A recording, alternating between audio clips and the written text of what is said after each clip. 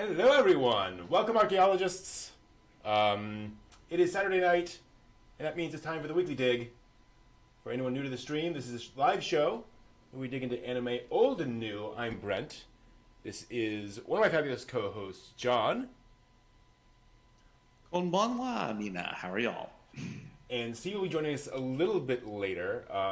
Full disclosure, he has some shifts in the work situation, which might result in some shifts in our schedule later on, as this has been going on for a little bit of a while. So we might be moving around the schedule a little bit, make all that work. And to that point, normally we dive right into the dig. We're gonna talk a little bit here about what we've been doing this past week and chat a little bit about all of that. Folks in the chat, please let us know what you've been watching lately and any questions you have for the three of us. I see Captain Laser Eyes in there, Jay, Formula MK84, cool name.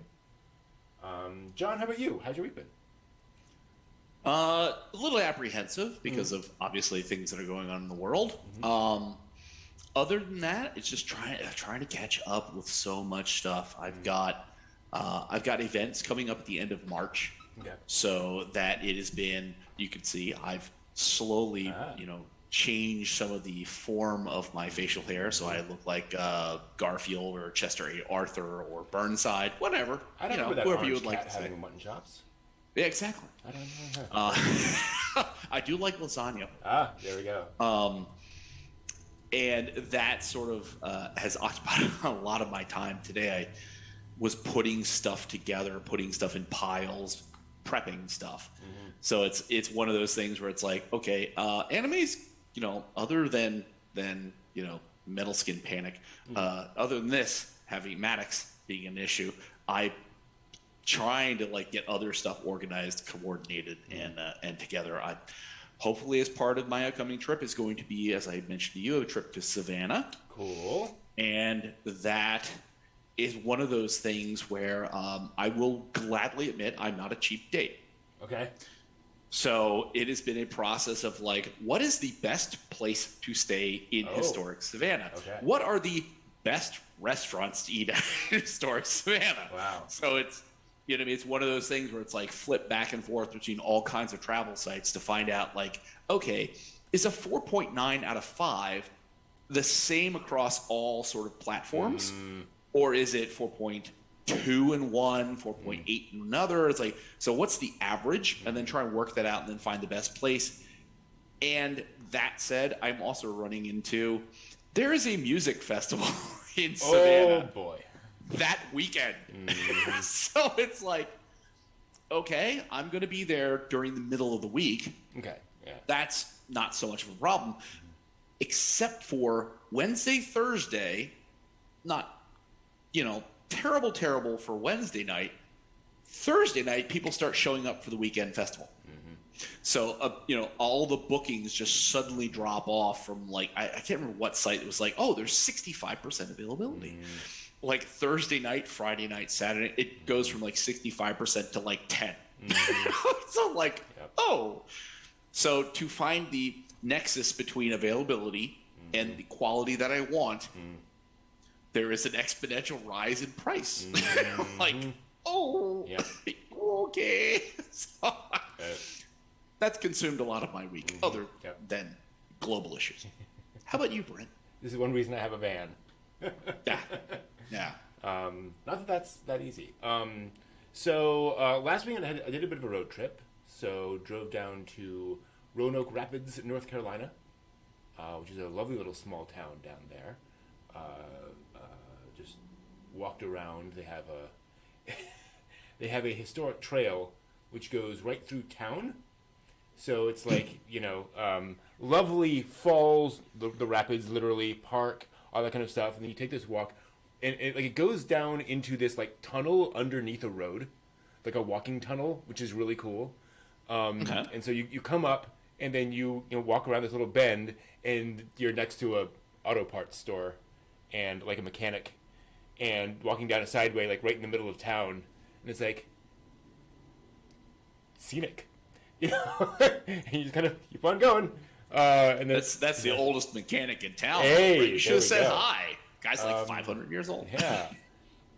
So so then you walk through. I didn't go all the way through, but quaint town. Unfortunately, like not the most happening town in the U.S. You know, the classic small town problems.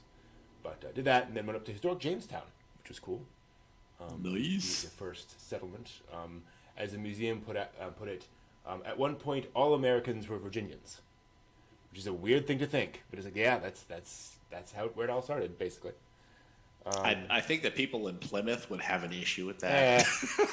So my Very mom's consequential. from Virginia, my dad's from Massachusetts. I grew up listening to them argue. I kid, but I don't really.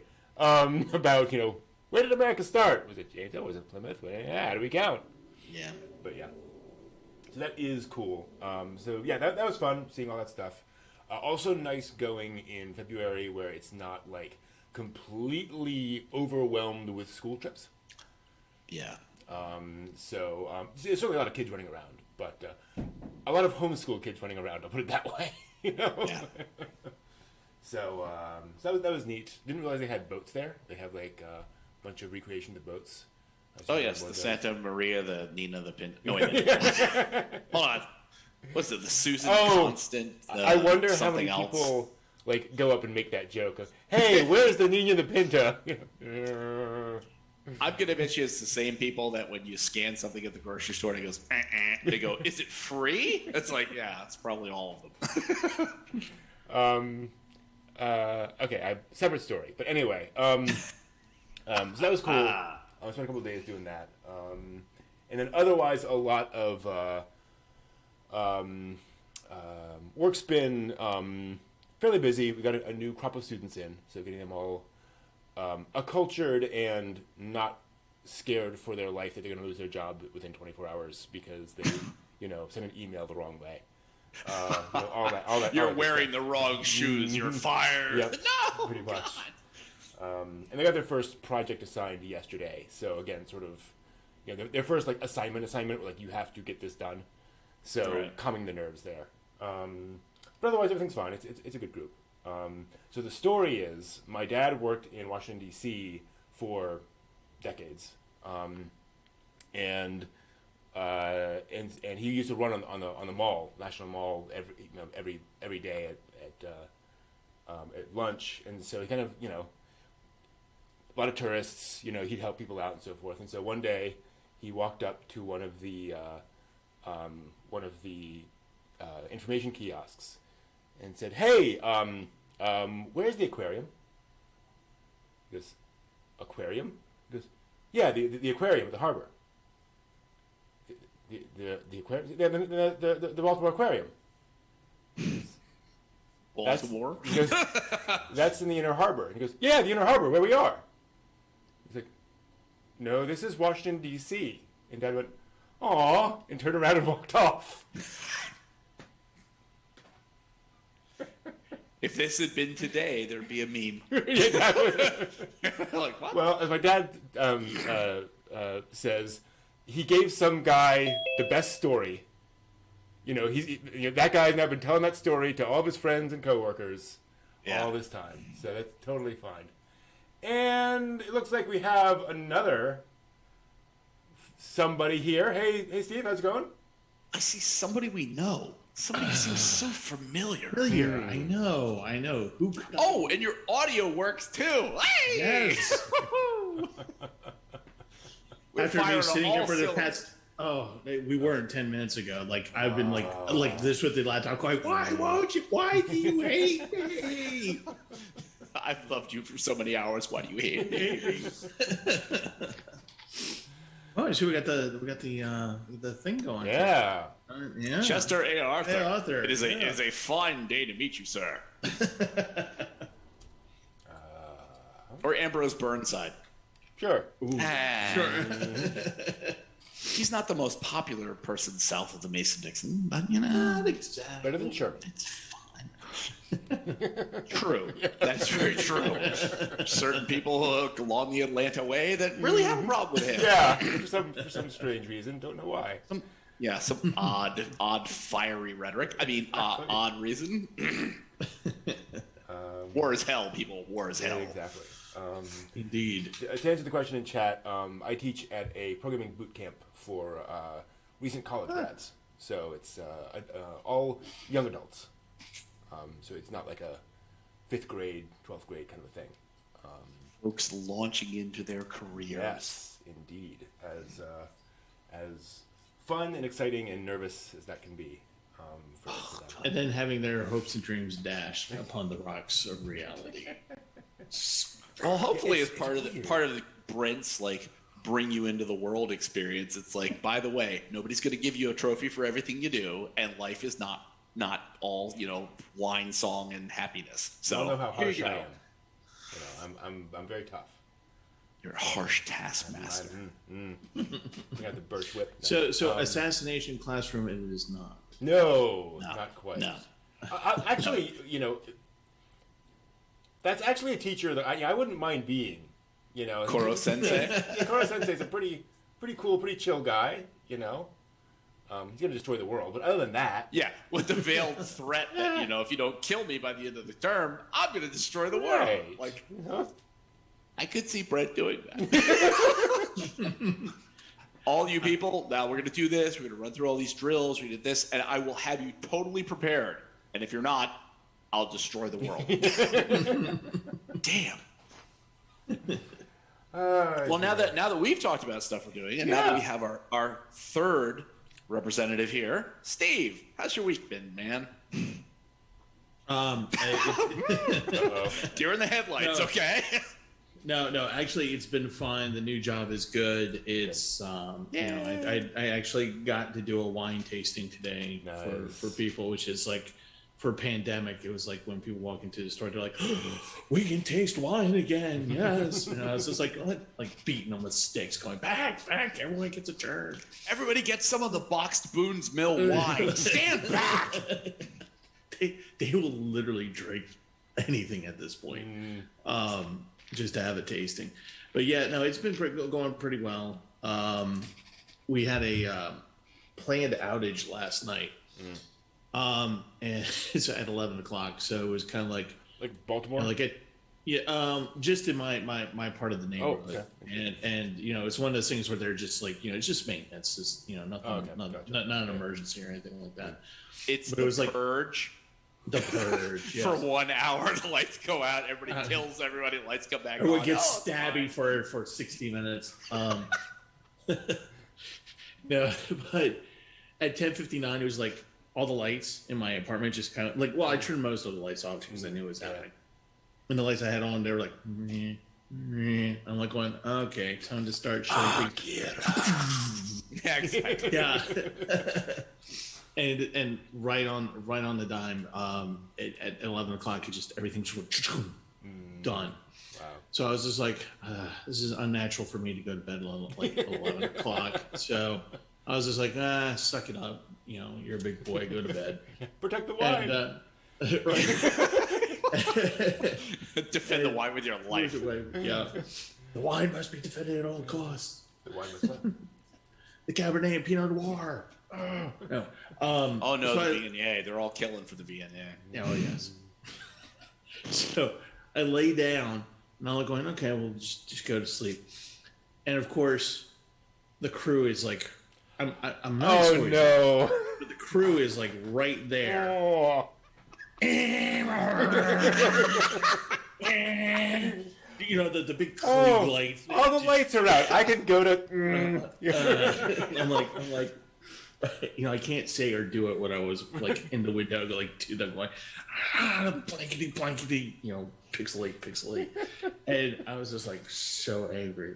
Hey Tim, it's 11 o'clock. Should we use the silencer? Hell no, use the loudener. Let's just exactly. click that onto this thing. I could just, they were probably just like going, with the Klieg lights, because like they just, those things are just like so massive. They just like freaking nuclear blast. Everything's like shadows have shadows, and So I could just imagine them just seeing my silhouette up there from my stories, and they're probably down there going, "Do you think that guy's pissed?"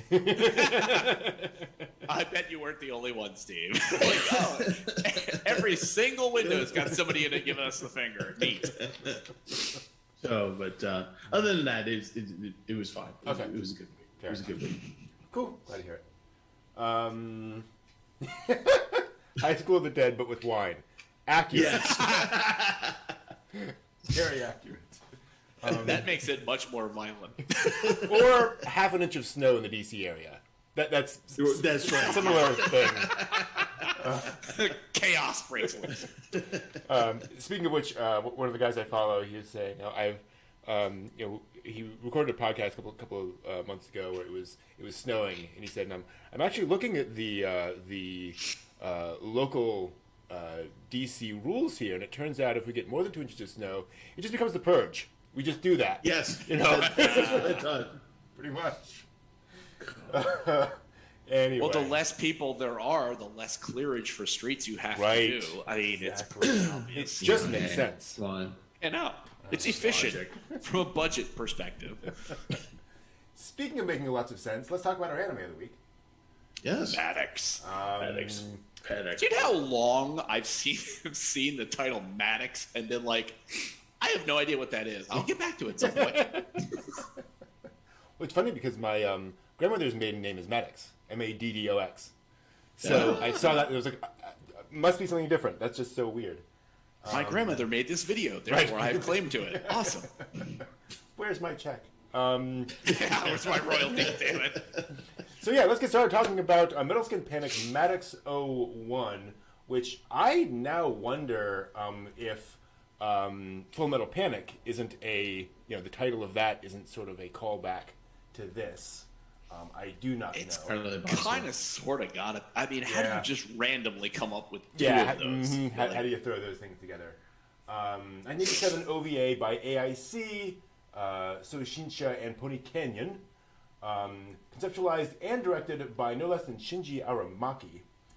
Who did a lot of things. Yes. Many things. Including, John, your favorite Megazone episode. Correct. Megazone 2-3 Part 3. He I love the Megazone part, but the 2-3-3. In fairness, that was co-direction, and the scuttlebutt is that he wasn't much involved. But anyway. That they presented it to him, and he said no. And they went with it anyway. He's directed a fair amount of stuff.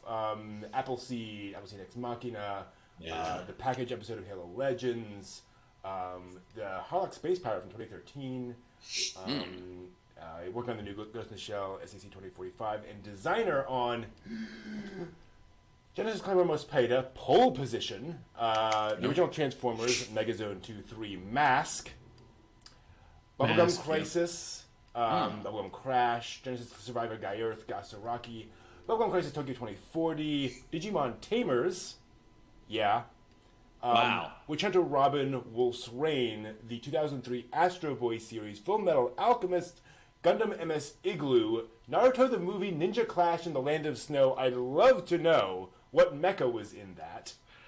I was just saying, because Gasaraki, I absolutely absolutely see this. Yeah, but it's just like Naruto. Well, they use if I remember correctly, that movie is basically Naruto interrupts a set of a movie being shown or being filmed. So they're piloting around on these sleds. Gotcha. To do this movie. So that might be it. Absolutely right. Steve is our local Naruto expert. Please no, God. As well as he worked on. Let's see your sexy jutsu, Steve.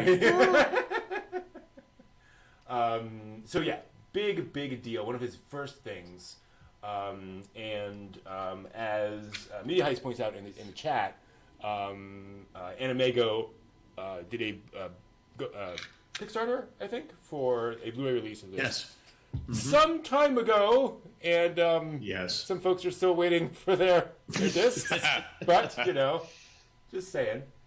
So 1987, and again, this is 8 years after Mobile Suit Gundam, first Gundam. So it's still relatively early days. Mecha is definitely evolved, but it's not to the sort of level that we see today. And it's funny you mentioned Gasaraki, because the opening sequence is straight out of Gasaraki. Like, this is a plot point in that series. Like, oh, I see where they got that from. Listen, I no offense to original Gundam. Yeah. But in the 8-year period between those two, just looking at the mechanical detail of the mecha in this, I'm like, holy crap, for 87, this is like, absolutely, they did a lot of work on this. I'm like, I'll clap for this. And I'm glad you brought that up, because I wanted to point out how it starts with this kind of like pornography for mecha fans sequence. Yeah. Where it's just all of these joints, shots, the locking thing. Which is really cool. But it's I mean, it's just really well done for it. It's just like, okay, it reminds me of some of the early Macross stuff where they're doing the same kind of things with the Veritex, where they're like looking at the architecture and the structural elements of it, and you're like, oh crap, this is cool. Yep. And definitely advertising to the viewer. This is what this is. Yes. Prepare for more of this. And then they went to Magical Girl, and it just threw everything off. One thing I did not realize is how distinctive the character designs were. I mentioned this in the Discord. Like, I'm just so used to the classic kind of Gundam Macross 80s style character designs and the kind of smaller eyes, very angled faces of this. I don't dislike it. It was just kind of, this is different than kind of the standard of the time. Yeah. They made efforts to differentiate their characters from the run-of-the-mill group. Very much so. Right. Although the bad guy does still the bad guy still got the very bad guy vibe look. Yeah, the bad guy is straight out of a Gundam series.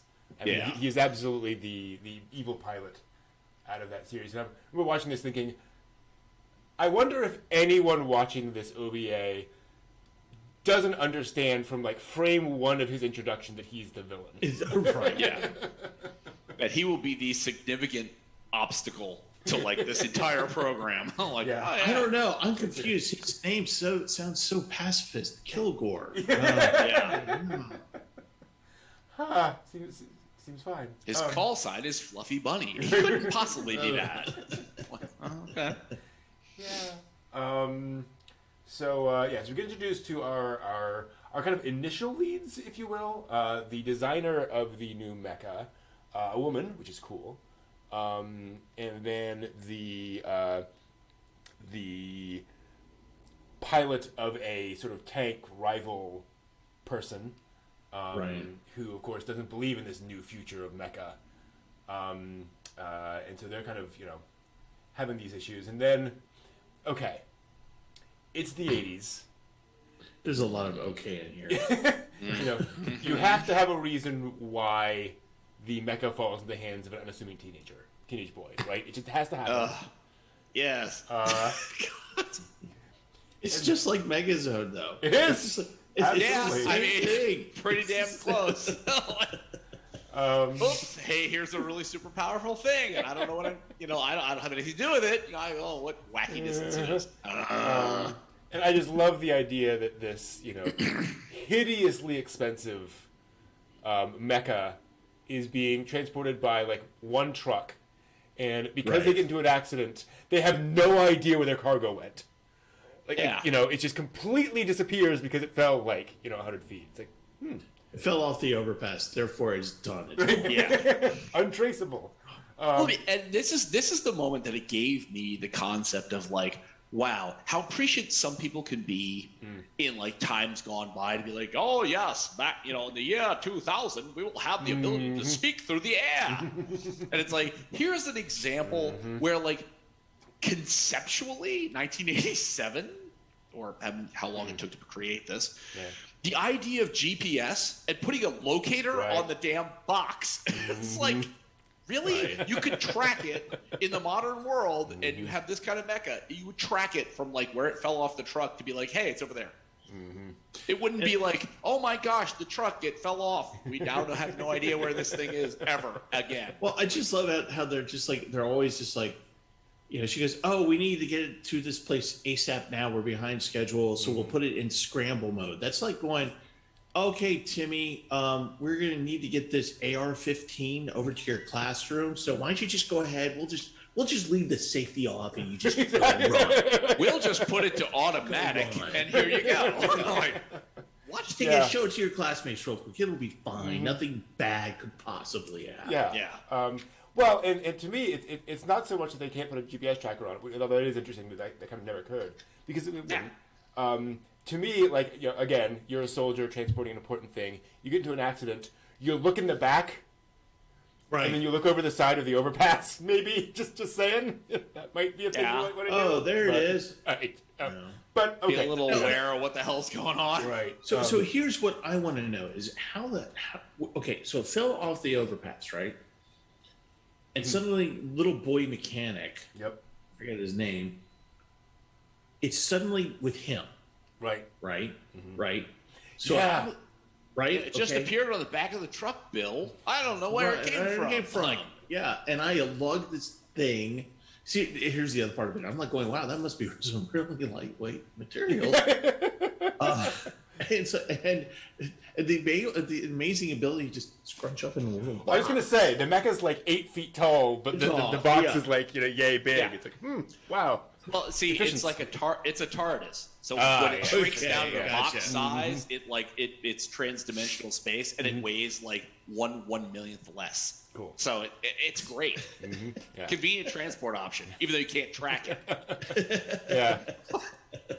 If the Black Magics were like, you know, destroying stairs, it's like, boy. But and also, but by the way, I'm not complaining. It's just funny. Similarly, I found it kind of interesting that it ends up with, like you say, kind of the younger guy, but he's not the one who ends up with it. Like he gets it, he and the older kid take it home, and then the younger guy disappears. Like it's not his story at all. Like I was waiting for him to be the protagonist, and I kind of like the fact that they shifted. No, other guy's gonna have it. You know, just how it. And you would think that he would show up again at some point. Be just like, oh, you need this to be fixed. I can do that, you know? Yeah. And he never shows up again. He's just like, you know, just somewhere. Yeah. I found this dilithium crystal in the back of the truck too. That powers it, right? Well, thank you, Skippy. Hey, now we got that guy. Yeah. No. Yeah, they felt at least a little bit of like a Mazinger vibe of it, of you go, brother, or whatever. Yeah. Well, the mecha actually operates on the soul of the young guy, so that's why he never appears again. Bokurano situation. Exactly, he's harvested to power the machine. There we go. No.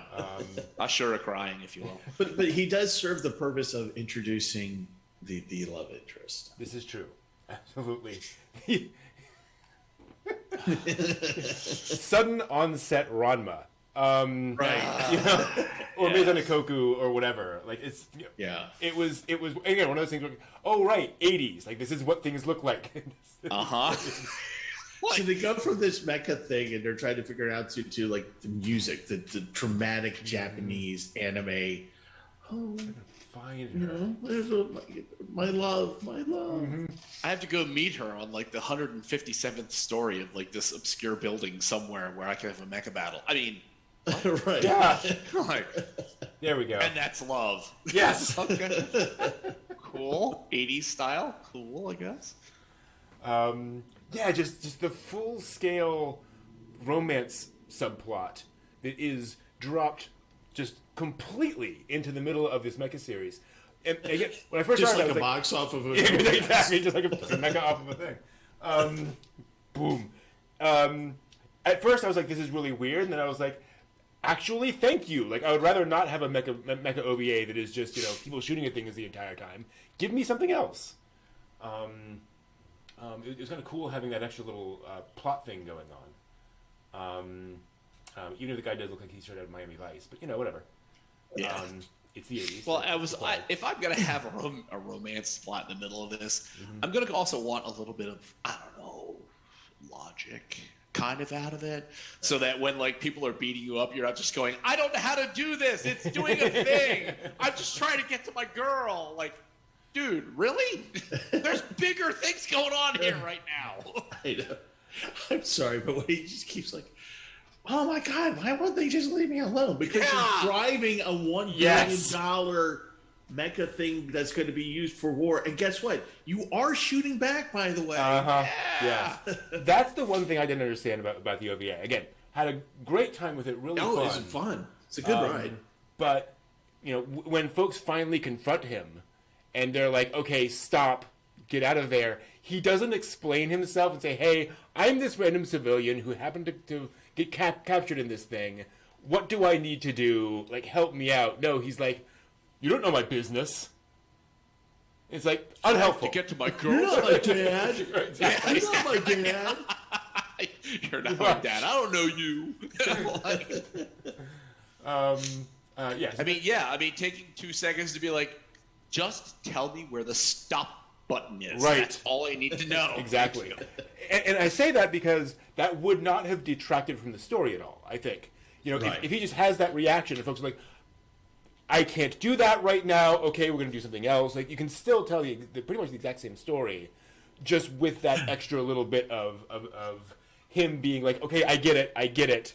What's step 3? You know, what's the next thing we do there? Then you move on from there. But anyway. Yeah. A pilot escape malfunction. Right. I mean, that would have worked great. Yeah. Okay, don't panic. Just hit this sequence. It didn't work. Oh, the unit's damaged, and then there you go. Have the entire rest of the story going. Right. As opposed to like, I gotta get to my girl on that 97th floor. Like, what the hell is your problem, man? I need to buy some power converters. The unlimited nuclear power that this suit is given it, crunched down into a cube that's like 3 feet by 3 feet. Okay, cool. Yeah, exactly. And I do like the idea, again, sort of plot-wise, that once the bad guy realizes, oh, that's kind of where he's going, I'm going to go there. And so then, to our point, that becomes the plot. Like, it's not that it's not that, oh my gosh, I've got to meet my girl. She's there. She's in danger. I've got to get there to save her. Totally fine. That said, and I want to really point out, folks pointing out in the chat, Jay Media Heist. Oh my gosh, the mecha animation in this, spot on, moment by moment. Like, there is not a single frame of this that doesn't look like exactly the way you want it to look. Smooth as butter. And interestingly, and it's one of the things I like about Shinji Aramaki designs, is that he manages to combine that sort of somewhat futuristic fantastical element while still being relatively grounded, where like you can imagine this existing in real life. And so when missiles are being launched off, lasers are going off, whatever, you still feel like, okay, there's an inner logic to all of these weapon systems and how they're working and why they're working and so forth. And so it's just a joy to watch, where they're not trying to make it ridiculous. Well, when he's going off with the Gatling gun, and it's like, okay, you could have gone with the ludicrous, which is it just keeps firing and different scene, it just firing some more and everything's fine. It's like, no, actually you actually somebody thought about it. It's like boom boom boom boom boom boom, oh, out. And then that's modular enough that it just you can drop it. And I'm like, okay, that you're not just thinking about it's now swinging around on your arm and it doesn't work anymore. You're actually thinking about, wow, as an actual battle combat unit, having modular connections for weapons packages would make absolute sense. It's like, okay, that's some forward thinking on that. That's good. And then later on, when he kind of salvages from her suit, like they show, okay, he's taking this on, plugging this on. And then even throughout the rest of the story, you see, okay, he uses this weapon, that runs out. He switches to that weapon, that runs out. And so it's very much this like you say, this very logical progression. Yeah, I appreciate the fact that it's not the never-ending ammunition supply that's like, oh, it's stored in this magical third dimension that just feeds into, like, over here. Like, you, Matrix. Yeah. But yeah, totally.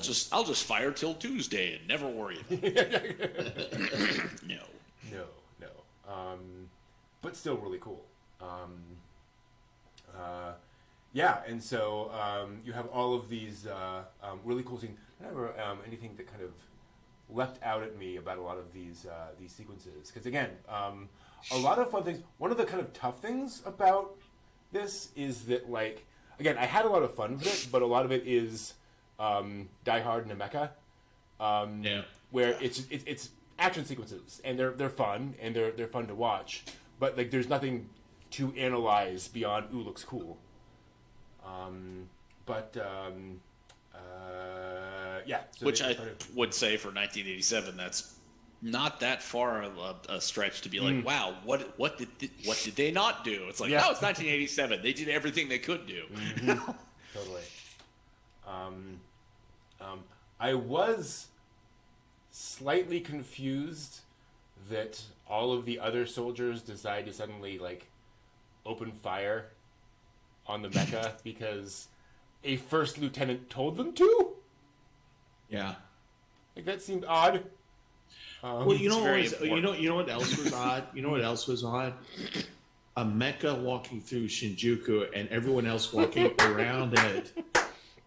And having two goons coming up behind him, and he's okay. You're in a mecha, fully armed mecha, in a crowd of people, and you're worried about the two goons behind you. You could literally step on them. Yeah, that's like what you could literally do.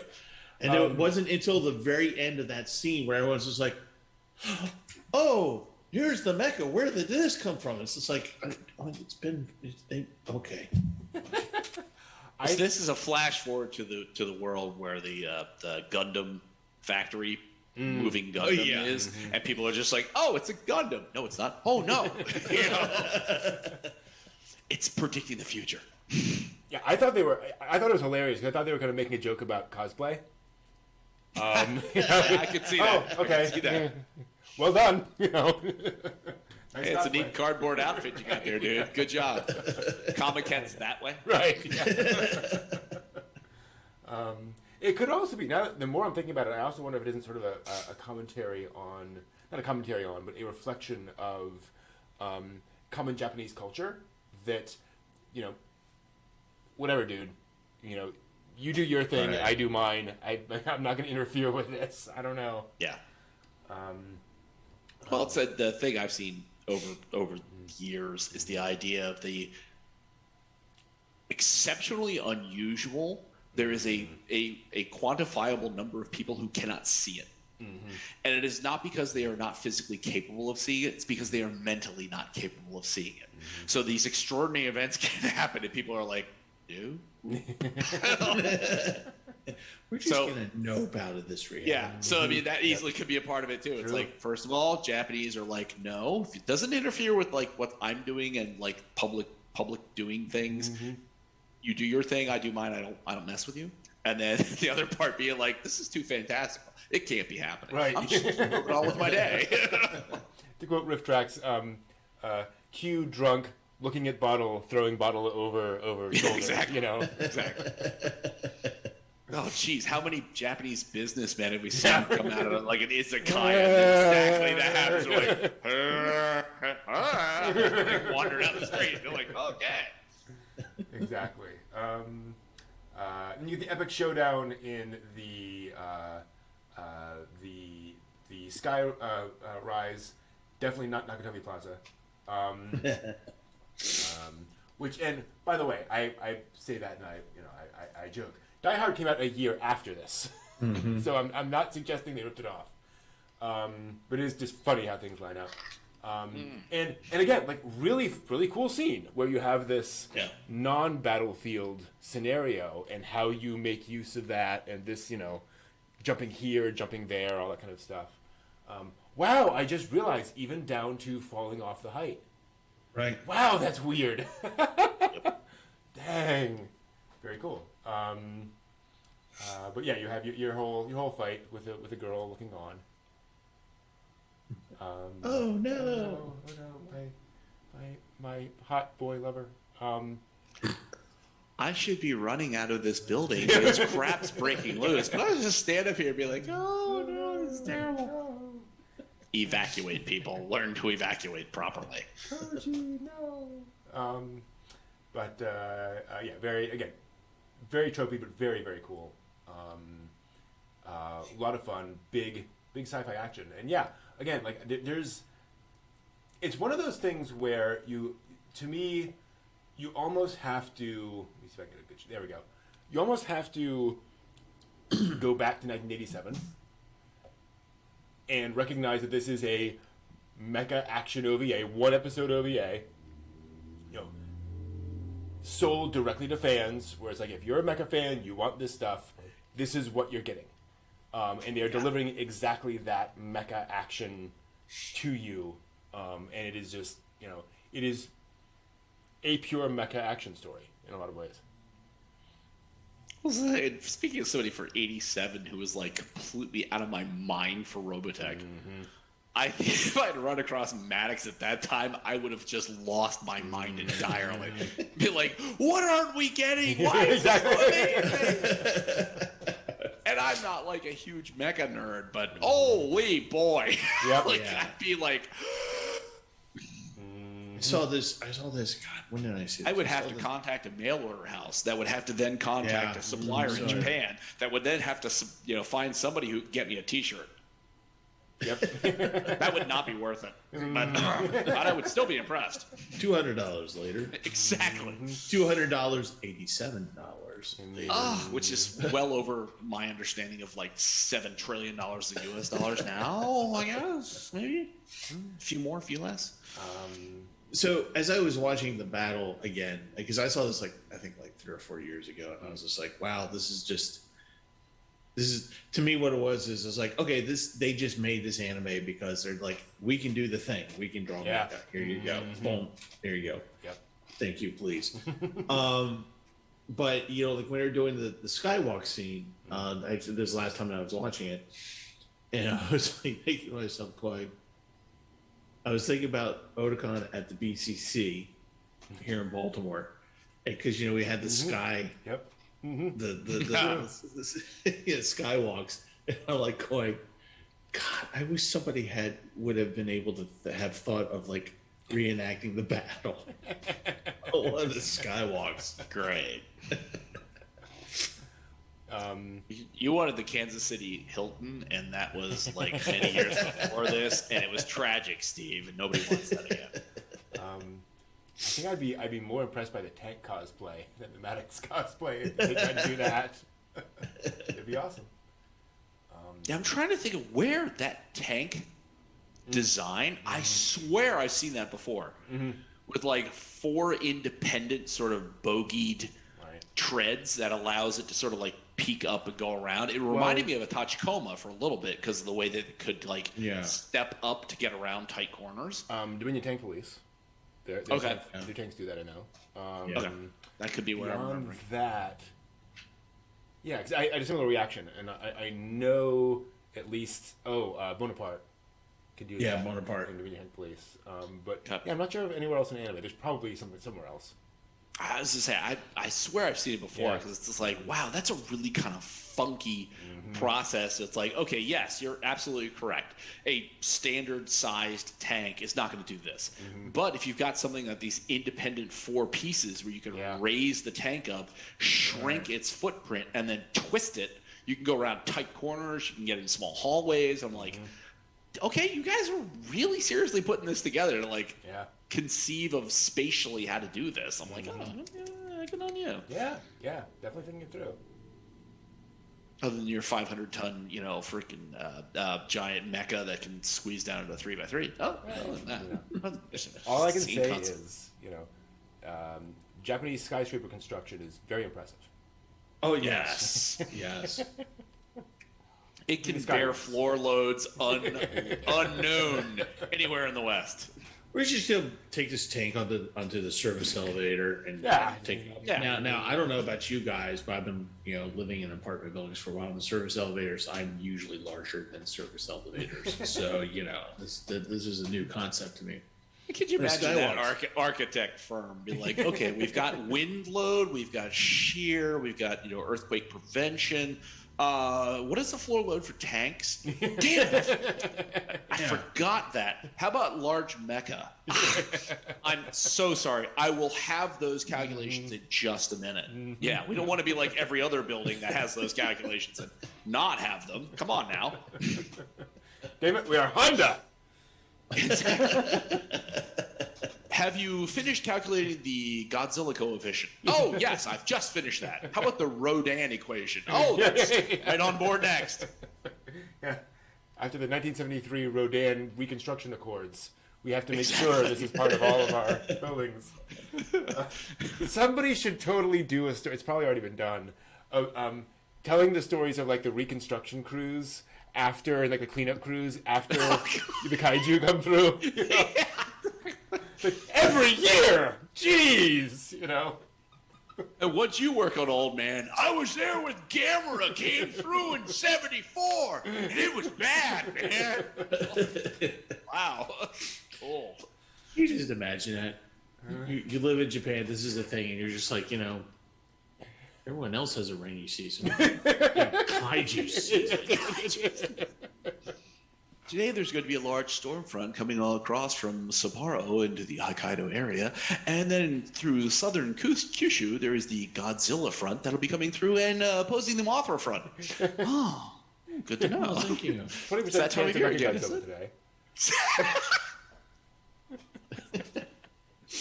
The tiny princesses are keep singing, and apparently Mothra will appear. There we go. It's great. That'd be even better. You know, warning, warning. Tiny singing women appear in Tokyo. Run, run. You know. Mothra imminent. And then you're gonna have all those local yokels who are just like, I don't want to sit this one out. I got my bear. I got my grill. I'm gonna sit this out. Every Gundam series is required by law at some point during the big apocalyptic thing where somebody's dropping a colony on Earth or somebody to cut to an old couple in a home saying, oh no, we're just going to stay here and it's better for us if we just don't go anywhere. Every single time. There's one old couple. Yep. Well, they even use that in Titanic. Oh, like the two old people that's that right. are in like third class are like, we won't make it to the upper decks. Let's just hold hands. Water comes through. Like, oh,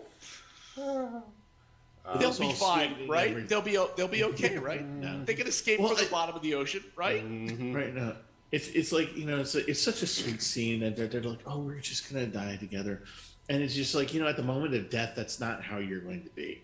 right. You know, Struggling terrible because you're drowning, contorting. Yeah. And then your crab food. Yeah. Yeah. But yeah, Metal Skin Panic MADOX-01. I wish there was a sequel. I wish we got more of this. This is a really fun little backstory. They rebuild Kilgore after. Well, they reactivate the tank, and now he's sort of what was the that soul of the comic tank. book? Yes, what was the comic book? The Jeb Stewart, I think it was a Civil War ghost that inhabited a World War II tank. And as they go through Europe, the spirit of the tank is Jeb Stewart, and they're attacking Nazis. I think it was called Ghost Tank. I swear. Comics this will are be a very cool, mature Laura. adult medium. Oh yeah, but you know, but this will be the sequel. Kilgore will come back as the ghost of the tank. Mm-hmm. Well, I gotta tell you that the one thing that, you know, I enjoyed, you know, just like the rest of us here, we enjoyed this ride because it's actually, for those of you in chat lane who haven't seen it, it's actually worth watching. It's really, really, really fun to watch. But one of the things that surprised me at the very end, when Kilgore meets his end, they show the tank hitting the thing. Like you might usually hear something, maybe there's a cloud of dust or whatever, but you see that it's like, okay, here's the fountain, and there's the tank, and it's just like, they hold on it for a while. And it's, you know what it reminded me a little bit of, but not quite the impact of, when the woman in Mobile Suit Gundam, Garma's girlfriend. falls, yeah, jumps off the side, and when she lands, even though it's poorly drawn, you're just like, oh no, we see the landing, like on her head, and it's just like, oh jeez, yep, it is very much that. Well, this 2 seconds after that, you just hear this. I'm okay. All right. Whew, boy, thank God for airbags. Opens the hatch. No, and then flash to the end. Damn it, there will be a sequel. The end? Question mark. And my last comment on Metal Skin Panic MADOX-01 is The Haunted Tank is a comic book by DC Comics from May of 1961, in which Jeb Stewart, who is sent by the spirit of Alexander the Great, God, does indeed roll through World War II fighting for against the Nazis, because that's the thing. Because thankfully there is no Confederate general involved in Metal Skin Panic. That'd be weird. Yeah, a lot of fun. Yeah, that'd be a little cross-cultural something going on I there. would not put it past some anime studio to do that, but thankfully they didn't. It's Che Guevara, the moped. Oh my gosh. Can you just imagine that, though? That, like, somewhere in the studio goes, I know. Here's what we need to do to draw in the Americans. We got to get a really, really well-known general, and we're going to make his ghost inhabit a mecha. What's the general? Oh, I know, Nathaniel Bedforce. Yeah, that's who we want. That's who we want to be the general. He's the founder of Ku Klux Klan. Oh, right. General Mark Clark. No. Yeah. The Americans will love us for that one. Oh, yeah. Boy. You know what we could do? We could get Robert Fulton to inhabit the tank. Is it steam-driven? No. Well, why? Because Americans love steam-driven things. Oh, shut up. So yeah, that's Metal Skin Panic. Any other sort of final thoughts? It was a good ride. 1987. It would have blown minds. Mm-hmm. Yes. Yeah. Yes. Today, not so much. It's still good. Yeah, still impressive. Still impressive on its own merits. Yeah. And did you guys watch it in Japanese or English dub? I watched Japanese. John? I watched it with Garrett Morris's for the hearing impaired. Hello, good morning. I watched it in Japanese. Good, folks. Watch it. Watch it in Japanese because the English dub is 1987. Well, let's put it this way: the three of us could have done better. Okay. Wow. Yeah. I believe that was. Wow. That was dubbed in 1989. Apparently. Yeah. Those were very early days. Yeah. Those were far different days from the now. Yeah. A year after Akira came out, they dubbed that. Wow. Woo! Yeah. I may have to go back and track down that.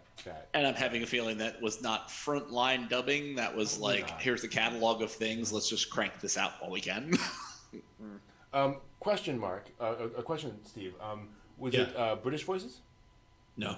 Okay, interesting. It was American voices affecting. One of them was affecting. Actually, it was Kilgore. I think it was affecting a little bit of an accent. Okay. And very, very posh, uppity kind of thing going on. Okay. Because it was a UK dub. I was just curious. Yeah. And the woman who played the engineer who manned the second suit sounded like she was 15 trying to be 30. Which he probably was. Yeah. Wow. Oh dear. Yeah. Very, very stilted. Let's put it that way. Fair enough. Yeah. Okay. Yeah. Watch the Japanese. I'm sure it was. Yeah. There we go. I There we go. didn't have any problem with the Japanese part. So looking forward to that Blu-ray someday. And that is Someday. Metal Skin Panic. So that'll do it. We're going to take a quick break for just a few minutes. We'll be right back to talk about the latest anime news. Be right back.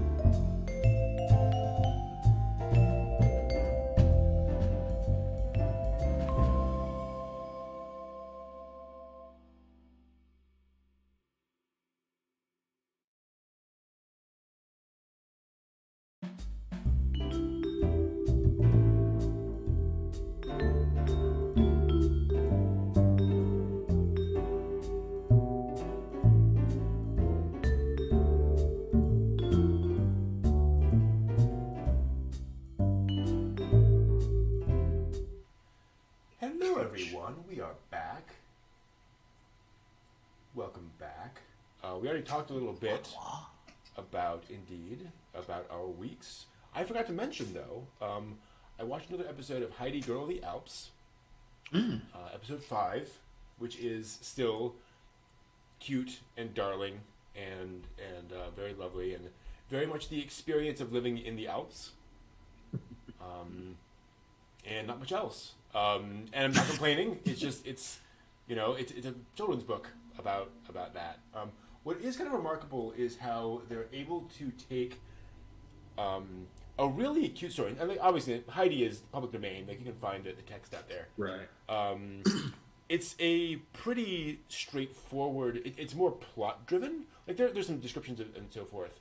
But what the anime does is more kind of transport you to the location. More gives you the sights and the sounds and the smells kind of experience, as opposed to Heidi went here. She met this boy. She did this thing. That kind of thing. So I think that's kind of the fun part about it. And it's one of those anime where I'm glad it is available with an English translation so that people can watch it. I don't think it's the kind of anime that everyone needs to rush out and watch all 50 episodes of.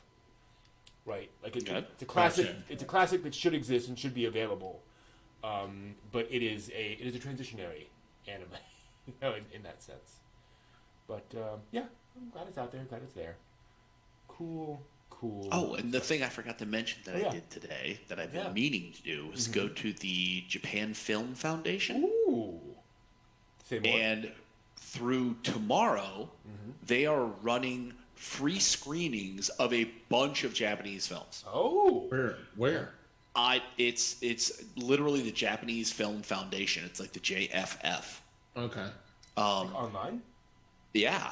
And it like high quality streaming. And I was going to watch Time of Eve, the movie. Oh. Yes. But I cannot find a description that says, is it any different than basically a compilation of the OVA? It is a compilation of the OVA. Yeah. So it's like, I then looked at the next one, which was The God of Ramen. Ooh. Which is the story of Kazuo Yamagishi and his restaurant Taishoen Ramen in what is it? Hishiashi Ikebukuro? Yeah. And like the story of him putting together this ramen restaurant, born in 1934, father died during the war, all this other stuff. And it was a very lovingly done documentary, 90 minutes, and available, absolutely streamed for free, high quality. If it was 4K, I don't know. I don't have any 4K device, but it was a wonderful documentary looking at this man's life as he's, they run into him, I think he's in his 60s. So I think it's like 2001, and it covers through like 2007. Okay. And he passed away in 2015. Right. It kind of covers the latter end of his career. And it's just it's a really interesting journey. And I was like, thank you. Japanese Film Foundation, thank you for streaming this. And there's a ton through tomorrow. There is a ton of films that are in there that it's like, I don't have enough time to watch them all. Yeah. Totally. Much more. They've got movies going back, all fairly recent. I think the oldest one is, actually Time of Eve. They have Rashomon. So that's it. Yeah. Which I would love to watch Rashomon again, but I don't have time to watch that. I've seen it, so I gotta move forward, watch more forward. I think there was one called Ito. Mm-hmm. Yep. What's it? I'd like to see that one. Which so one? it's like, I think it's called Ito. Yeah. Yeah. So it's like, when I ran across that, it was like I don't know. I mean, obviously, because the mechanisms that work, the algorithms that work in like Facebook or Meta, that sort of pop things up for you. I saw the Japanese Film Foundation pop up one day, and it's like, oh, watch these films for free through the end of like February. I'm like, hello. You had me at hello. Oh. They also have Awake, a coming-of-age drama depicting the battle between a professional shogi player and a shogi software developer. Oh. That's interesting. Yeah, I mean, it's like, it kind of sucks that I ran out of time this entire month to get to this. If I had known, I would have.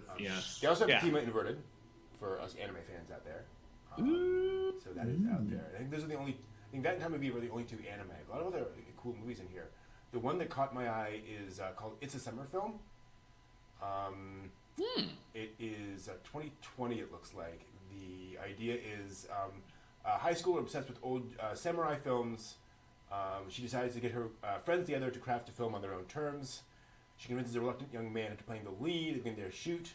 Was faced with one problem under another, and then they discover there's a little bit of a Haruhi Suzumiya girl who leapt through time kind of a plot twist involving the young man. Huh. Indeed. Interesting. So I'm very curious about that one. Yeah, so I meant to mention that. Yes, thank you for doing that. Also, subtitles in Arabic, Burmese, English, German, Hungarian, Indonesian, Italian, Korean, Malay, Portuguese, Spanish, Thai, and Vietnamese. Yeah, there's a lot there's a lot of available languages. Gotta love, the sort of serious film festival foundation thing. They're serious about this stuff. We want to make sure it's available. I wouldn't mind watching Real Life. Because I love the anime. I'm just not, you know what I mean? It's like, sometimes when you do something live action, that it just kind of gets me a little like, well. Are you sure it's an adaptation of the anime? I'm sure it's probably covering what the anime covered. Drama 2016, 119 minutes. Furusawa Takeshi is the director. Right. And it's like, but I really like the anime, and I don't want to rehash the anime, and I don't want to see, you know what I mean? I don't want to see something if it's like, oh, we've kind of used the same framework and then just interpreted it a little bit. Like, no, I want to see something new. Sure. Give me something. Bread of Happiness, something like that. Sumodo, the successors of Samurai, So I meant to put the plug in for that because I did watch that today. So there you go. Oh, hear that?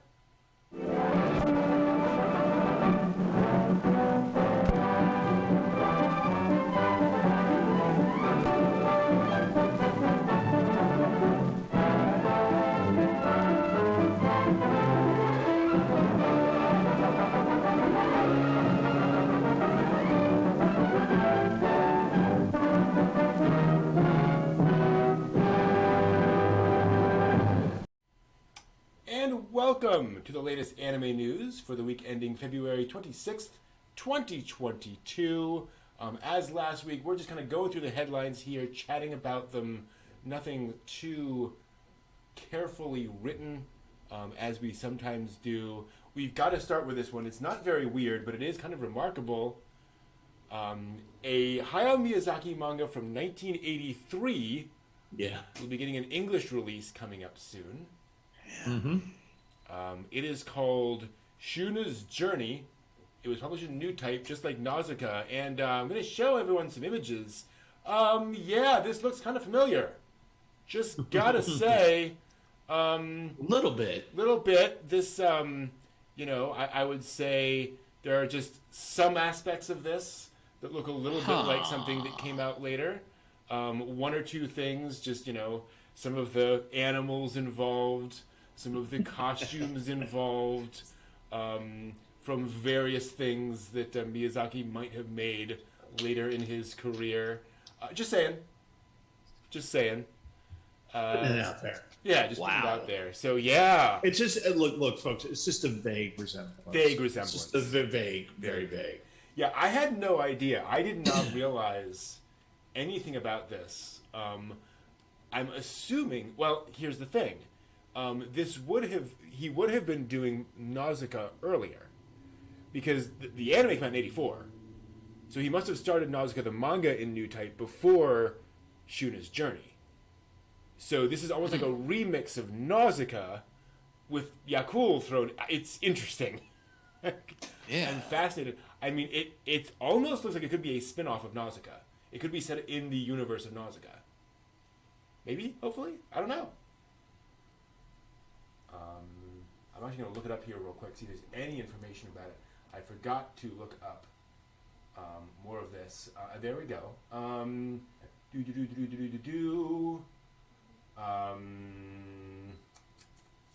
It does not appear. Okay. Interesting. It is apparently not based on any of his other stuff. It's basically a prototype of Nausicaa and Ashtaka. Interesting. Wow. The red elk he rides is named Yakul. Wow. Dang. Wow. There you go. Yes, exactly. And then there's other stories which apparently are a little more dark and grown up. Wow, fascinating. Fascinating. So curious to see where that's going to go. Apparently, it is basically it's kind of an illustrated story, so it's more like, you know, images with text overlaid on it as opposed to like a graphic novel in the traditional sense. Okay. But yeah, so fingers crossed. That's cool. I want to see more. But that's kind of all we know about it. It's a thing, and it'll be coming out. Now, Nausicaa came out a while ago, but we have actually an anniversary project we need to talk about. It was announced today. There's a new anime coming out for Uma Musume Pretty Derby. That storied old anime is celebrating its 1 year anniversary with a new anime project. Old. Wow. And don't get me wrong, I liked Pretty Derby. I thought it was very cute. I didn't watch any more of it after the first season, but I thought it was very cute. A 1 year anniversary special? Okay. Okay.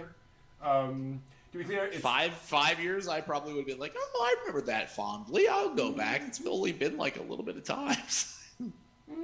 To be clear, it's an anniversary of the release of the game, the video game, which apparently was insanely popular, like unbelievably successful. But yes, they released a, I think, 7-minute sort of trailer compilation clip of the thing, and I have to. Let me see here. 1 second. Can I pull in? I just want to show some of the moments from this. Not that. I want to see. We're using. 1 moment, folks.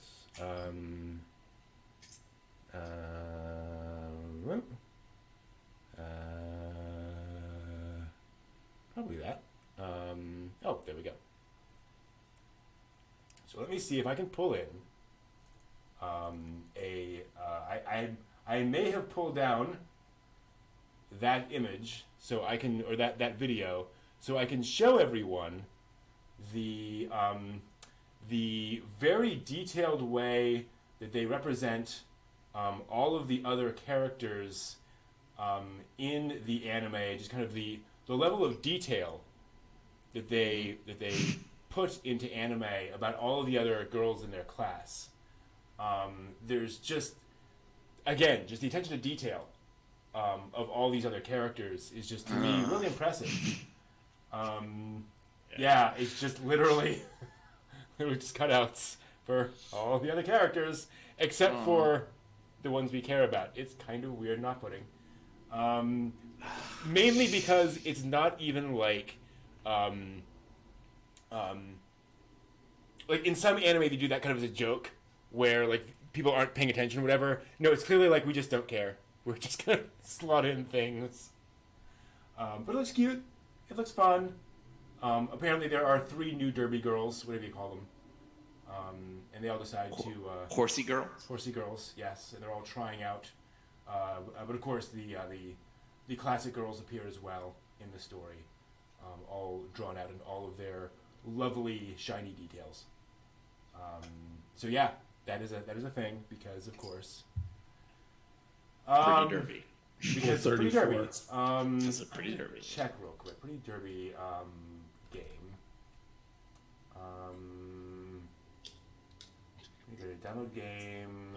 Which, who would have thought it was a first-person shooter when you think it would be about racehorses? That's amazing. Very strange.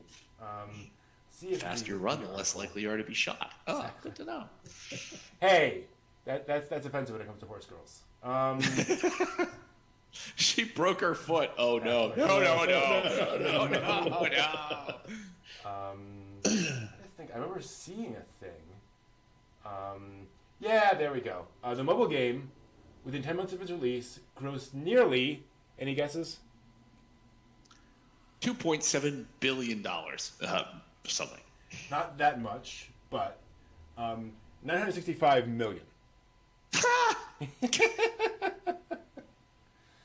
So It's shot of $1 billion. Making it the world's 9th highest grossing mobile game of 2021. So I think they could afford an anime. Just saying. I don't know. A lot of that money went to gold toilets and expensive cars. Oh, it's hard to tell how much they actually had available. Mm-hmm. Yeah. Wow. Not bad. Sometimes when we have these news segments, I wonder, am I missing something by not mobile gaming? Apparently. What am I not doing? If anyone's curious, the top 3 mobile games of 2021 highest grossing were PUBG Mobile, 2.8 billion. Honor of Kings / Arena of Valor, 2.8 billion. Both of those are by Tencent. So, trying to make all the money. Number 3, of course, Genshin Impact. Genshin. Yep. Followed by Roblox Mobile, Coin Master, Pokemon Go, Candy Crush Saga. Who would have thought? Even today, Candy Crush is making that much money. And then Garena Free Fire Battle Royale game. What is Coin Master? Free single player casual mobile game. Okay, yeah, it is very much a Candy Crush style of game. Interesting. So yeah, if you want more horsey girls, those you'll get more of it coming soon. Or you could always, Rule 34. Oh yes, there's plenty of that. Don't worry. Yeah. Well, that's the film that's produced for the veterinary school when they're working with large animals. That's not available for public distribution. So. Moving right along. Another anime is coming out, and again, sort of have to mention it. Very few details about it. There's an announcement of a new Spice and Wolf anime. Yes. Oh. And that's a new anime based on the Spice and Wolf light novel series has been greenlit. That's all we know. They released a trailer, but it's just the illustrations from the light novels sort of scrolling past the screen. And then what looks like a new image of what I'm assuming is Holo from the back with like a cloak around her. Could be the daughter girl. Spoilers. That's what I was thinking. It's like if Holo and Kraft Lawrence had child, it could be like it could be Yashahime. Right. It could be sort of that concept. Which is what, and this is the thing, is that this is kind of sort of similar to how they announced the VR game. They did the recent VR Spice and Wolf, and they announced that as a new Spice and Wolf animation project, which turned out to have been a VR game. Interesting. So who knows if this doesn't have to be like a TV anime. It could be something else. Yeah. Right. Unknown. We are 15 years. This is the 15th anniversary of the series, so the franchise. So cool. Hope something comes of it. No idea. The tagline is, "Shall we embark on a journey again? Holo the Wise Wolf and Lawrence the Merchant's story continues." It certainly implies. That sounds like Spice and Wolf season 2, right? Like it really does. Yeah. But no. Where Holo is eternal and Kraft Lawrence is like now 187, and like failing badly. Kept alive through my magic. Yeah, who knows? And by the way, I say that because canonically in the story they do have a daughter together. So like there's a whole thing going on there. So yes. Nice. Yeah, so I just always think back to the time that they'd meet up with the bird spirit lady that talks to Holo about, humans are very fragile. Humans live a very short time. It's like, oh, I don't want to see a second season where it's like, oh, we learn how short a lifespan Ralph Lawrence has versus Holo. Like, oh, no. I don't. Definitely seen those storylines in anime before. Yeah, I know, and it's so sad. Yeah. Heck, there's one in Tenchi Moyao. Yes, the backstory of Little Washu. Yep. I might tell some other time. Another anime adaptation coming up, which I just have to describe because I love the setup for this. The Lonely Castle in the Mirror was a novel published in 2017 in Japan, won the Japan Booksellers Award the following year, topped Da Vinci Magazine's Book of the Year list in 2017, and won the grand prize at the King's Brunch Book Prize 2017. There will be an English release in hardcover July 5th of this year. There was also a release in English in April of 2021. Doubleday describes the story as such, and I want you all to figure out what happens next. In a tranquil neighborhood of Tokyo, 7 teenagers wake to find their bedroom mirrors are shining. What happens next? Exactly. At a single touch, they are pulled from their lonely lives to a wondrous castle filled with winding stairways, watchful portraits, and twinkling chandeliers. In this new sanctuary, they're confronted with a set of clues leading to a hidden room where one of them will be granted a wish. But there's a catch. If they don't leave the castle by 5 o'clock, there will be a punishment. What happens next? Death. Yeah, exactly. I mean, they all have a happy life. No. So that's the setup. That's the basic concept. So that is coming in, and it's already come in English form in the novel, and anime film coming in winter 2022. So looks interesting. I found that concept kind of funny. We've all seen that anime before, I think. Yeah. Or twice. Hey, John. Good to see you. Hi. You have that problem. Hi, John Reiter. What's up? Hi, John. Hey. Hi. How you doing? Also this week, stories worth mentioning, perhaps not in too much detail. Kizuna Ai is getting an anime project, perhaps not surprising. Kizuna Ai being the massively popular VTuber, virtual YouTuber. She held a concert recently, notable because Kizuna Ai is kind of shutting down. Like, the main girl personality they've announced is going on indefinite hiatus. They're going to keep up like her Twitter and Instagram social media accounts, but they'll just put announcements on there. And they've announced a new VTuber character personality kind of under the overarching company brand who will presumably take over for Kizuna Ai. Now, people know who Kizuna Ai is, or that's sort of the part of the mystery. You don't know exactly who personally she is. What do you mean who? Like her real, not VTuber personality, No, but like who the real person is behind it. Well, it's one of those complicated things where it's kind of like the various virtual idols, where like there is a voice behind her, but she is more of a corporate entity.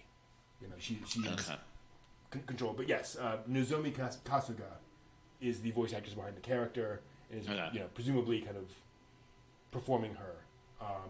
So she's stepping aside, and they're going to retire Kizuna Ai? Right, just hiatus. Yeah, hiatus. Or have they upgraded the program and they need somebody else to, get plugged in? And, Steve's volunteering. They make the SDF one, Nozomi Kasuga is now a dried husk. They need a new young woman to suck her soul. I mean, in Sharon Apple style, can't Kizuna Ai operate completely independent of her voice actress now? Just using her will to function? Yeah, but they don't want another Macross incident. They'd rather not have their headquarters float up bodily off of or maybe she can raise the Arizona like the Amazon. There we go. I love it. We have a new Star Blazers show. It's perfect. Yes. Wow. It all comes together. Or an Apple pilots the Arizona. Like, oh, good. Lord. Yeah. Speaking of anime news, good. No, I was gonna say, and all this because of this Isekai. Exactly. Also announced this week, a TV anime out of Nier Automata. I can't wait to see this. I can't wait to see how they adapt that really effing weird video game, which I love to death, into a TV anime. Can be done, but that is a very, very...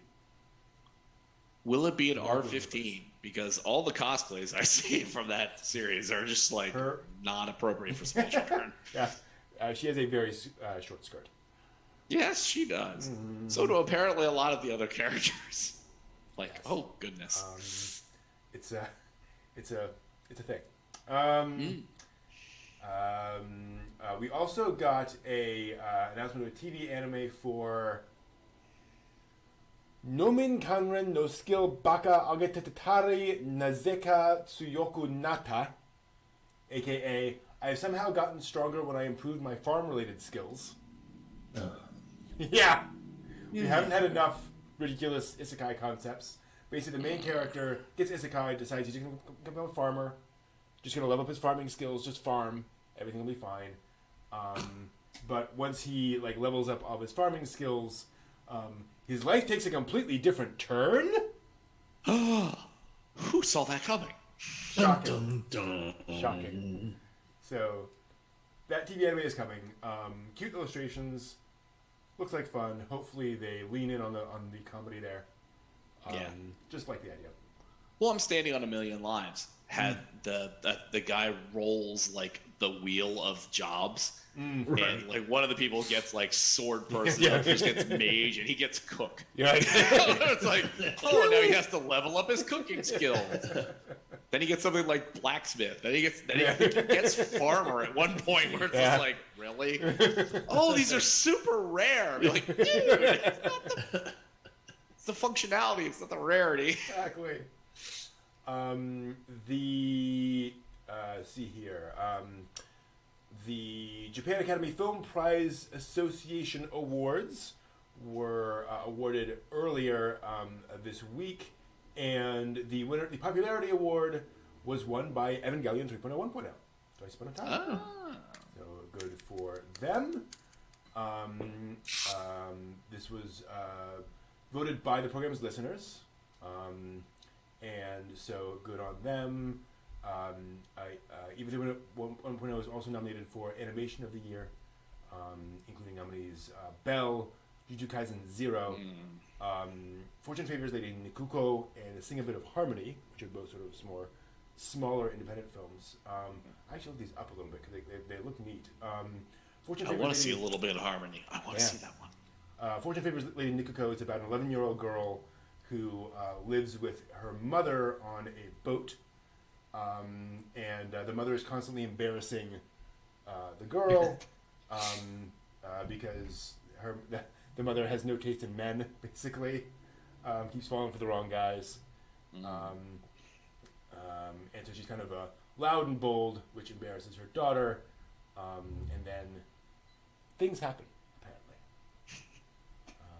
And Sing a Bit of Harmony looks kind of... They come to a shining mirror and they get transported. Yeah. Dun, dun, dun, dun, dun, dun, dun. Angel attack. Yeah, I was about to say, Angel comes down, descends, third impact. What? Honkai impact. No. Yeah, I don't know. Finally, the Fruits Basket Prelude movie came out last week and earned about $500,000 in its opening weekend. Not bad at all. This is the story of Toru's parents when they were still alive. And she is still a very young girl. So it centers on the backstory of their parents, which the 2019 series did not adapt. And there are new scenes written by the manga creator specifically for the film that are about what happens after the story of the anime. Ho, ho, ho! So Fruits Basket fans probably attracted by that idea. Plus, of course, 20-page booklet with a 16-page epilogue manga, also created by the mangaka. So, lots of content. If you get to see that, makes a lot of sense. And the 2019 Japanese dubcast returned for the film, obviously. So that is there. So good on Fruits Basket for giving them the money. Yeah, nice. Totally. Cool. That's all the news for this week. See y'all next week. Oh. Yep, mine's back. Definitely back. So yeah, there's been very few times you've had the hat on that you haven't had a line. I can think of only a few times. Yeah. It generally happens. The hat's slightly too small for my head. I actually want to scroll through. There were a few other things, I think, that I was like, whatever. No, I take that back. Must have either closed them out or didn't care. Oh yeah, there's a new Science Saru anime coming up, and they've been releasing little clips of it. It looks like a Science Saru anime. Let's see here. It's like Studio IG, but they stole it. Okay, so the Japanese animation TV ranking came out.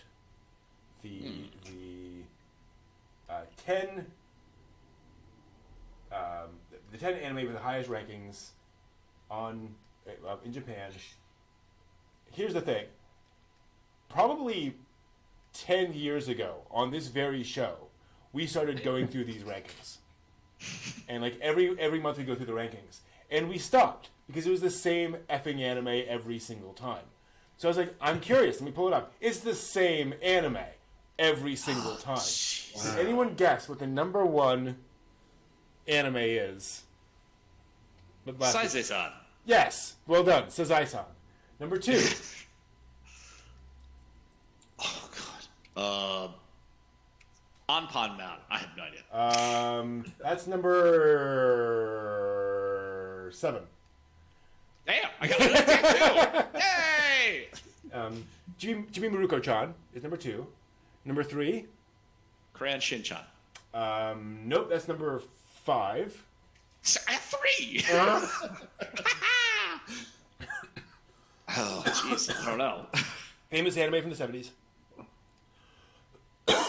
Kids anime. Simba? Say what? Kimba? Nope.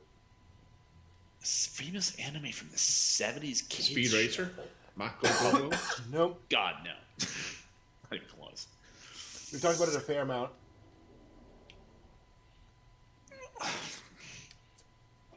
Doraemon. Not Doraemon. Yeah. Doraemon. I was Okay, gonna say, Doraemon. I was gonna say Number cat. RoboCat by chance. Number 4 is the big modern one that broke in years ago. It has been on the top 10 for a very long time. Demon Slayer. No. No. No. Older than that. It's been around for a fair amount of time. But it's one of the biggest anime out there. One Piece. Exactly. Yes. One Piece is number 4. Then Crayon Shin-chan. Then girls anime. Part of a long-running franchise. You can just name the franchise. Wait a minute, I Going just for named years it? and years and years. No, you I didn't just- just name it. I'm saying. Okay, thank God. I'm like, Yeah, I'm not looking for Sailor like Moon. No. Card Captor Sakura. No. Big franchise. Big long-running franchise. There's like a new one every year. Precure? Yes, No, Precure. Precure. Thank Exactly. you. Then Anpan Man. Then Curious George. Because nobody can get enough of that big yellow hat, damn. Exactly. Like, Yes. oh. Wow. Followed by That's Ushiri nice. Tantei, which is AKA, I believe, Butt Detective. Ugh. Exactly. And then number 10 is Attack on Titan Final Season Part 2. To give you an idea, the average household rating of Attack on Titan is 2.3. The rating of Saizai-san is 9.2. Wow. Damn. Wow. Okay. Jeez. So that's what we're looking at, folks. Like, that's just every stinking week. It is just a shuffle of these 10, basically. And Saizai-san's been on the air How long? A very 50 long years? That was the 60s, wasn't it? That's what I thought you'd said before. It's like, it's been on a ridiculous... It makes The Simpsons look like the new kid on the block. Exactly. Yeah, October 1969. Yeah. Now, you could maybe include the newer iterations of Scooby-Doo kind of in that same kind of club, but the original Scooby-Doo ended like, what, 71, 72 or something like that, and then they revived it. It's not been consistently on. Yep. 63 years. God. On the air. It is one of the longest running scripted TV shows of all time. Good Lord. And again, it depends on how you define scripted, so it gets a little complicated. But yeah, They put the story on paper, and then they make a story. Then they make an anime out of it. Oh, yes, exactly. I just 63 years. yeah, that's pretty impressive. Yeah. Coronation Street has been going on longer, which fair. Okay. And then a few others. EastEnders. Probably. It's Academic started in 1961. Well, that's obviously a wow. good show. Wow. Top of the Pops, 64. Jeopardy. Sazai-san is number 22 longest running TV show, period. Wow. Yep. Pretty darn impressive. Yeah. According to Wikipedia, which is never wrong. According to Wikipedia, which is run by the production committee for Sazai-san. Hey! Wait a minute. Hold on. Strange. Collusion? Perhaps. No. Perhaps. Never. Let's talk about some history. Ooh.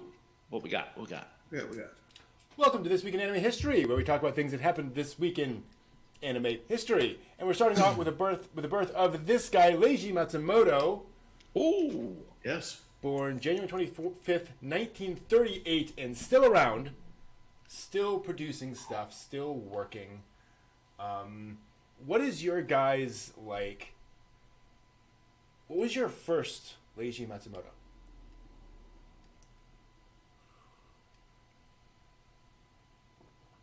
Jeez, I'm not even sure I know. I know watching Tenchi. Probably Star Leishi verse. Yeah, I mean, was there anything before that? Before what? Star Blazers. I mean, had he done any other stuff? Because I mean, like I like to watch Marine Boy, and it's like you know what I mean, or Aqua Boy or whatever he was called. I don't even know who made that. I don't even know when it was made.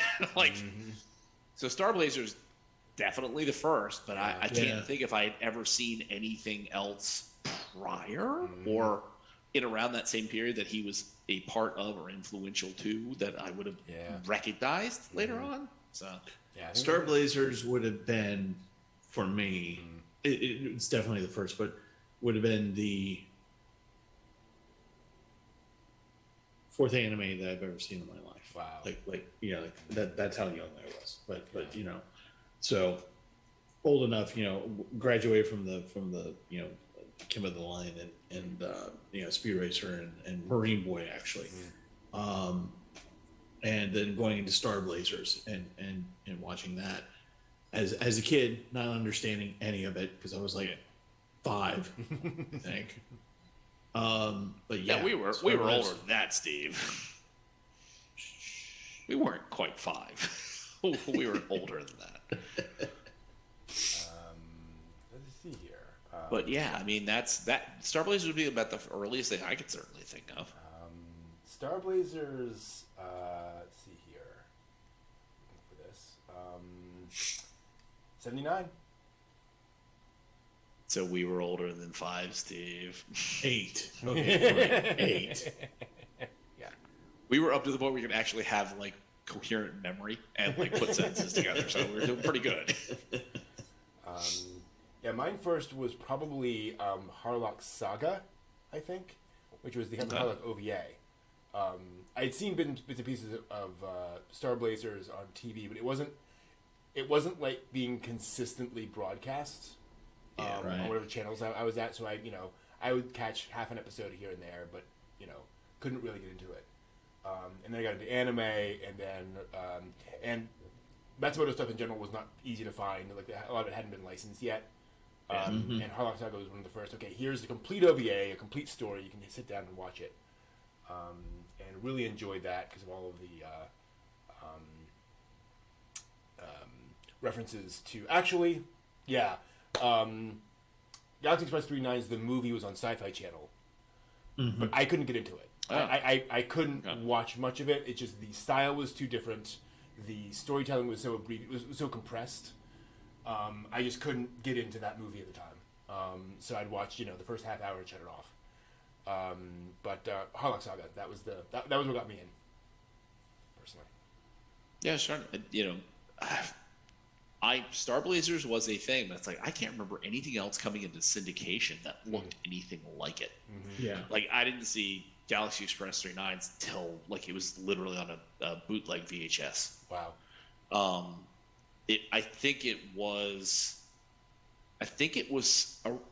I was aware of Star Blazers. It was several years later that I saw like a model or I saw something in a comic book shop that was the Arcadia.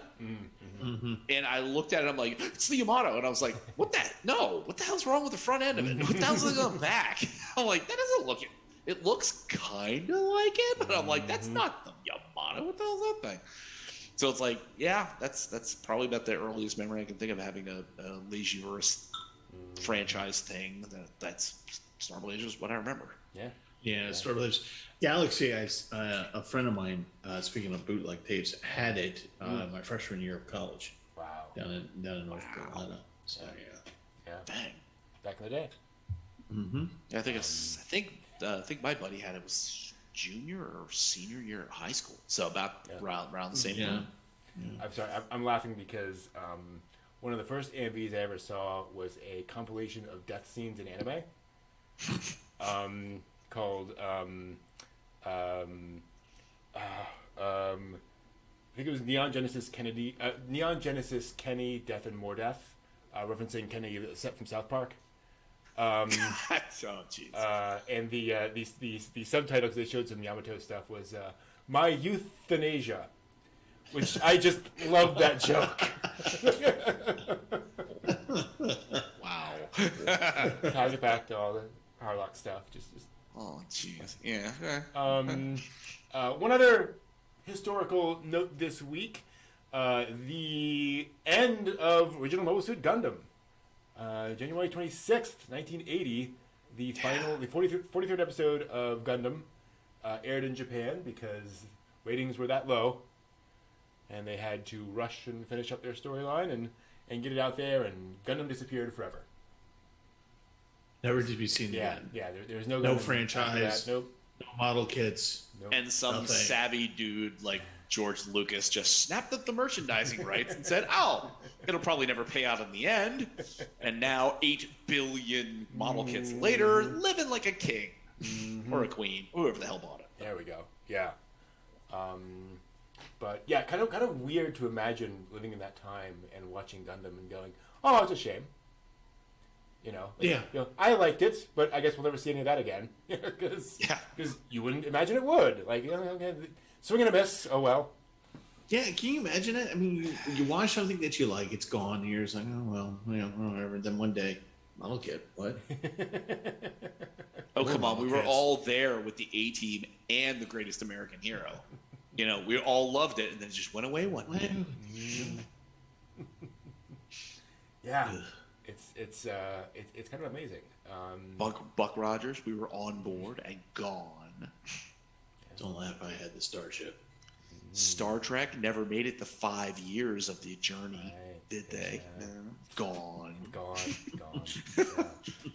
Well, let's Lord forget. Green's Battlestar Galactic, gone. On Space 1999. I say, Gone. we've all been there. Yeah. Star Trek's the reason we did some of these shows back. B. Joe Trimble, the original fan who got Star Trek back in the air. Yeah, hallelujah. What you mean? I mean, that's interesting too, because that's sort of that's the kind of Gundam-ish thing. It's like it ran. They said nope, and then people were like, "Well, hold on a second." Mm-hmm. Revives, and it just keeps reviving. Yeah. Go Gundam, go Star Trek. Mm-hmm. Absolutely. People don't realize, I think, until they get into to anime, how people look at the storied history of Star Trek and all the different Star Treks there are. Let me show you Gundam, man. Yeah. In terms of different the series. list keeps scrolling. Why isn't it stopping yet? Yeah. Yeah. You just keep churning. OVAs, ONAs, series, movies. It's on and on and on. Which is why we're going to announce we're going to be reviewing every Gundam anime, one series per week, starting now. So for the look rest forward of to our that. lives. No, just one series a week. We're going to watch Zeta Gundam next week, and then Double Zeta the next week.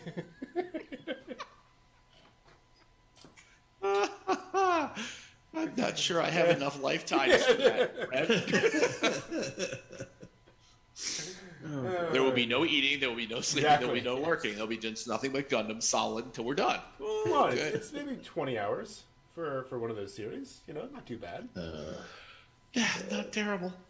How many series in total are there? About 900. I don't know. Okay. And then after that, we'll take a breather for a week, and then we'll start on One Piece. Oh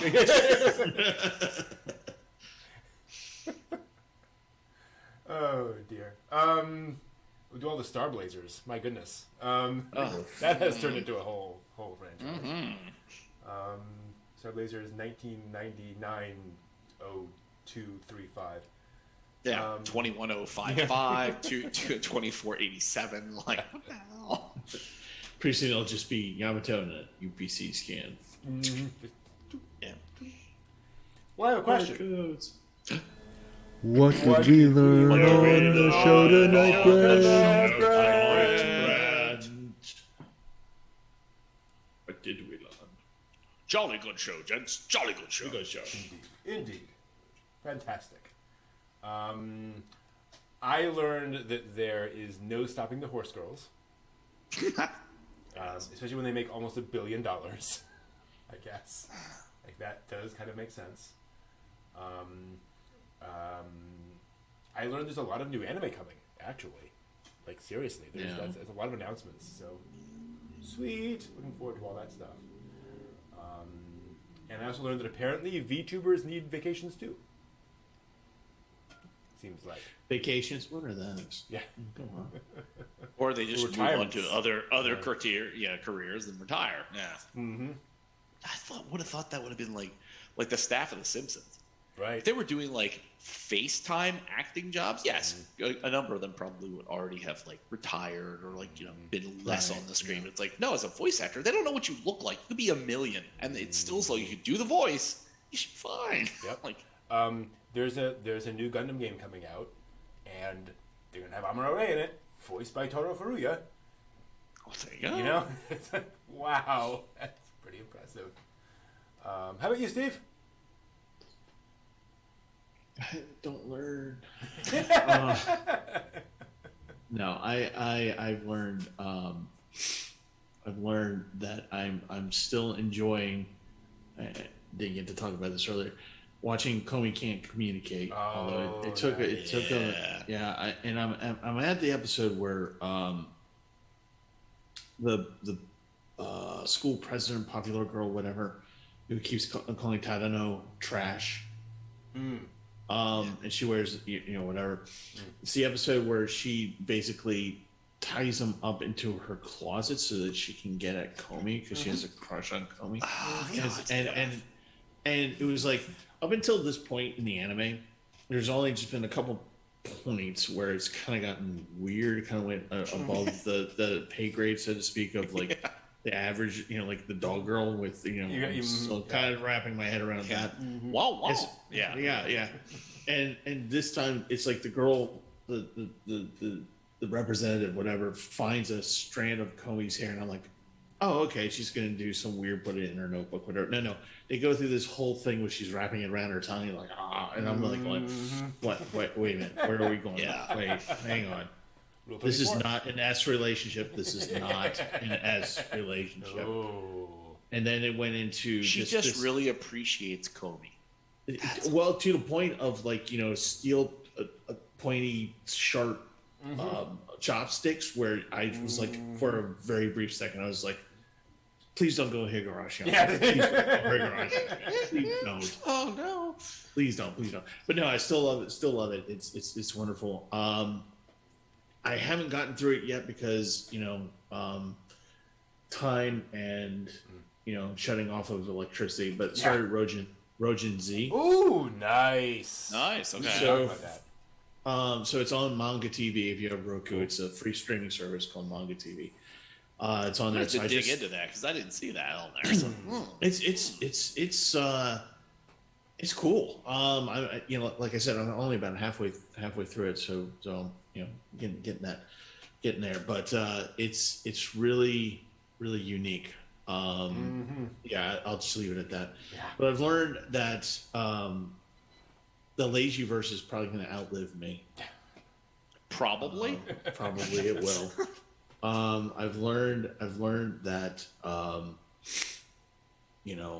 their horse girl anime does well. Not something I would have thought of. I have also learned that we can bend the laws of physics and fit a 5-ton mecha into a small tiny box and just arbitrarily give it to somebody. Yeah. It's just like, oh, it's falling off the overpass and there it goes and gone forever. But the thing that I truly did learn today was that so much stuff to watch. I mean, there's so much new stuff coming in. There's so much old stuff coming I still haven't seen. And there's just no time. And I need to win the Mega Millions so I can just actually have this as a job. Yeah. Really this is what I want to do. Just sit there and just be like, what do you do for a living? Oh, I watch anime. No, really, what do you do for a living? I watch. At least for a good 10 or 15 years. Then it'd be like, what do you do for a living? What did you say? I no longer can see. I've watched a lot of anime. Crap. But yeah, through this obsidian skull of mine, I do, I guess, learn a few things. Nice. John? Nice. I've learned that, yay, Spice the Wolf. Cool. So I'm pleased about that.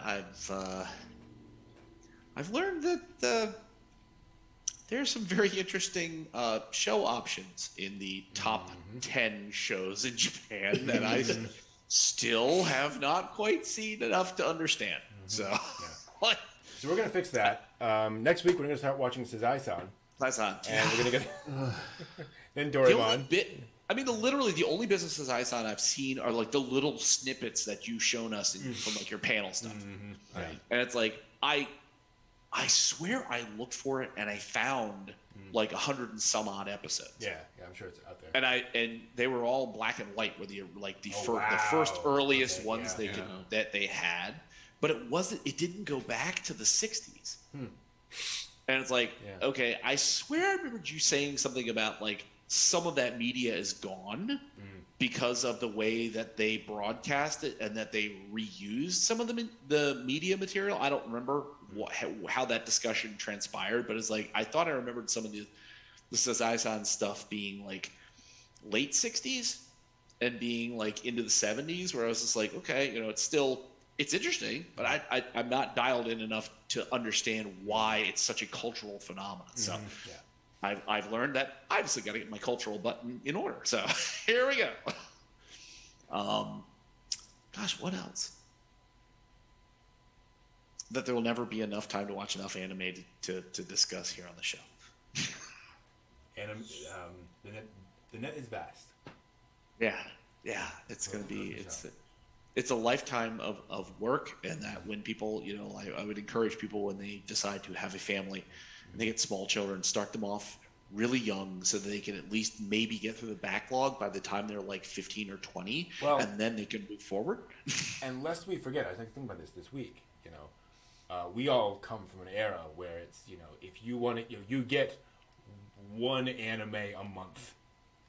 Yeah. You know, you Yeah. manage to acquire something, and like that's all you're gonna be able to consume for a month, because it's gonna be a while before anything else like drops, and you hoard it. It is hard to find this stuff, so it is lovely to live in a time where it's like, oh no, I'm gonna watch that thing over there, that thing over there, and I feel like this shoujo series and that shonen series and this mecha. It's, Yeah, could you imagine having a watch party 30 years ago? yeah.